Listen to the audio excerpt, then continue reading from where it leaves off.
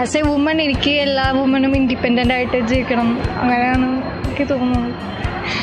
Important ആയിട്ടുള്ള കാര്യം നമ്മുടെ ആത്മവിശ്വാസം തന്നെയാണ്. പിന്നെ അല്ലേ? അതെ അതെ. സോ ഇന്ന് മാർച്ച് 8-ാം തീയതിയാണ്, വുമൻസ് ഡേ ആണ്. നമ്മളിപ്പോൾ ഉള്ളത് വിമല കോളേജിലാണ്.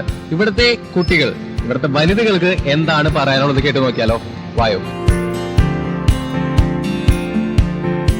എനിക്ക് പേഴ്സണലി എൻ്റെ കയ്യിൽ നിന്ന് മൊളസ്റ്റേഷൻ ഉണ്ടായിട്ടുണ്ട്.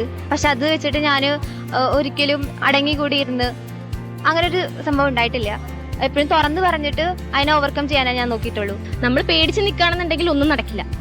ആദ്യം നമ്മൾ സ്വയം ഒരു ധൈര്യം ആർജിച്ചു കഴിഞ്ഞാലേ എന്തിനോടും നമുക്ക് തിരിച്ചു പറയാനും പ്രതികരിക്കാനും സാധിക്കുകയുള്ളൂ. ഇപ്പൊ ഒരുപാട് എന്താ പറയാ, ഈക്വാലിറ്റി ഇല്ലാത്ത ഒരുപാട് പ്രശ്നങ്ങൾ ഇപ്പൊ സ്ത്രീകൾ നേരിട്ടുകൊണ്ടിരിക്കുന്നുണ്ട്.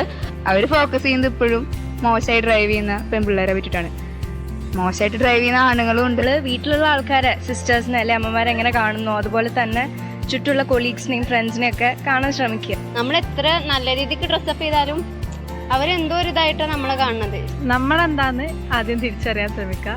ഒരു ഹാർഡ് വർക്കിംഗ് മെന്റാലിറ്റി എല്ലാവരുടെ ഇടയിലും ഉണ്ടായാൽ നമുക്ക് എവിടെ എത്തിപ്പെടാൻ പറ്റും. ആ ഒരു കോൺഫിഡൻസ്, ബോൾഡ്നെസ് ഒക്കെ എനിക്ക് കിട്ടിയത് ഞാൻ ഒരു വുമൺ ആയതുകൊണ്ട് മാത്രമാണ്. എല്ലാവർക്കും ഒരു ഹാപ്പി വുമൻസ് ഡേ വിഷ് ചെയ്യുന്നു. Thank you.